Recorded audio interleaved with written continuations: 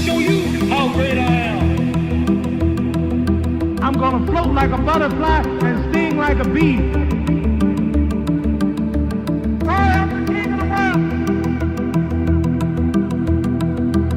And I'm better now. I'm experienced now, professional. I done something new for this fight. I done wrestled with an alligator. Fast. Last night I cut the light off in my bedroom. Hit the switch, was in the bed before the room was dark. I'm so mean, I make medicine sick. I am the greatest. G5 Jeff TV, hit the subscribe button, hit the like button. Please share this video, support your boy. Support good content at all times. All social media is in the description box, and please hit that bell icon so you can be notified when I drop that heat. Congratulations to Shawn Porter, the new WBC 147-pound champion of the world. Before he can get a chance to grab the belt and put it around his waist, he had to look at Errol Spence Jr. calling him out inside of the ring. And I loved every second of it. Errol Spence looked like he was sipping a little bit of the 18 and above beverages. You know, looked like he was wilding out during the card. But he went in there and he called out Shawn Porter for that unification fight. Now, this is more, you know, kind of gambler talk on my end, but I'm going to put it out there. What percentage chance would you give Shawn Porter to upset Errol Spence Jr.? Number percentage chance, okay? Now, for me, just off the top of my head, I haven't done no film study, anything like that. Off the top of my head, I would say Shawn Porter has a 35% chance to beat Errol Spence Jr. I'm going to tell you why it's exactly 35% in my book. Number one, Shawn Porter is one of the most difficult fighters to fight, period. You are not going to look good fighting Shawn Porter. When you fight Shawn Porter, you need some cushion on your head for those headbutts. And after you get finished fighting Shawn Porter, I'm pretty sure that it feels like you've been in a fight, a real fight. Those are all things that boxers are not looking forward to. You understand what I'm saying? I don't care if you the biggest bum in the world or you someone as talented as Errol Spence. No one wants to deal with that. Period. So Shawn Porter's just one of those guys that you just don't want to see in a fight. You only fight Shawn Porter for two reasons. Number one, if you have to. Number two, if there's a belt on the line. It's really that simple. Okay? Now, Shawn Porter from a standpoint of being an athlete, he is a very good athlete. He is a very good athlete. He is light on his feet, gives a lot of different angles, and he showed more boxing craft in the fight against Danny Garcia from an offensive standpoint. He showed more boxing craft than I've seen in his previous fights. Now, I'm going to tell you what Shawn Porter can do to give Errol Spence problems, because he will give Errol Spence problems. This is not going to be no walk in the park. Errol Spence is just going to, take his cowboy hat off and just go knock Shawn Porter the fuck out in the first 2-3 rounds. That is not going to happen. All right? So let me tell you why this fight will be a difficult fight for Errol Spence, and I'm going to tell you why I have Shawn Porter's percentage at exactly 35%. I don't see me moving off of that 35%. I'm going to tell you why. Number one, Errol Spence is used to hurting guys to the body.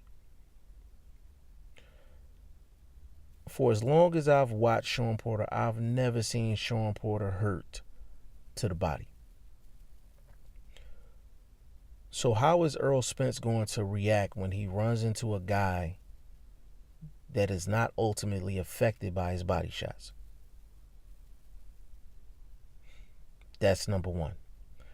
Number two, Shawn Porter has taken power shots from arguably three of the heaviest punchers in the welterweight division.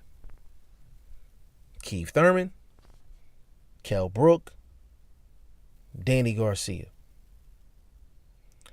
And he has not gone down by any of those guys. Has he been buzzed? Sure. Was he hurt by Keith Thurman? Yes. But did he go down by any of those guys? No. Now, do I think Errol Spence has more power than all three of those guys? No. I think Errol Spence is probably stronger than Danny Garcia. He probably has more punching power than Danny Garcia. I mean, like natural, just power. Danny got dynamite in them hooks, but you know, at 140 he was putting guys down. At 147 he hasn't really been putting guys down. At 147, any guys of quality anyway.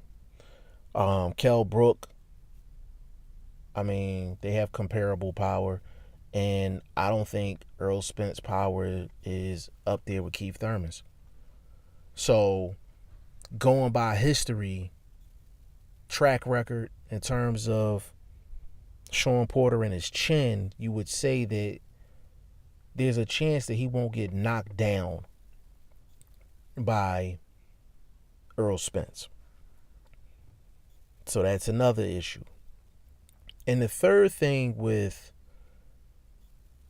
Shawn Porter is just his will to win, his heart and his desire inside of the ring.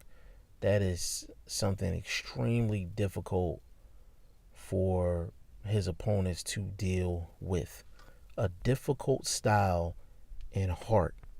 He has a difficult style and he has heart. So Errol Spence has a lot to overcome in this fight. But ultimately, this is the reason why I have Shawn Porter at 35%.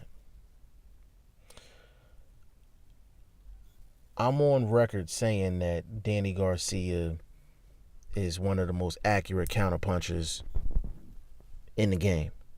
He may be the top counterpuncher in the game in terms of accuracy since Floyd has left.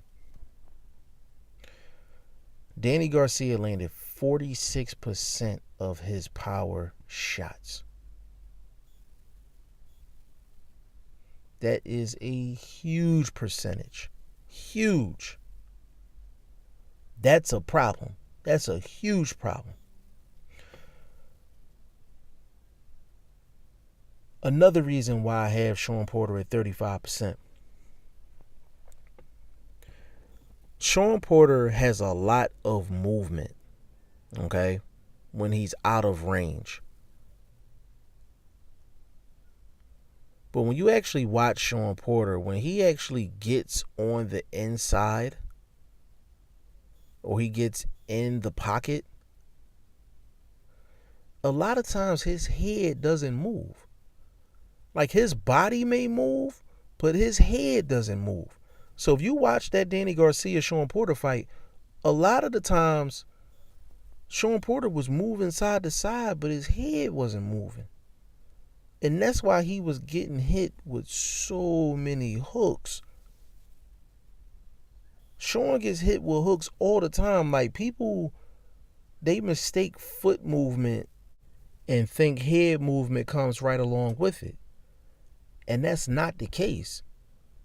Shawn Porter is all foot movement, but when he gets in the pocket, his head is right there. It's right there.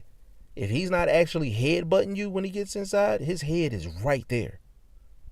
Keith Thurman caught him with hooks. Kell Brook caught him straight jab, straight right hand. Danny Garcia landed 46% of his power shots.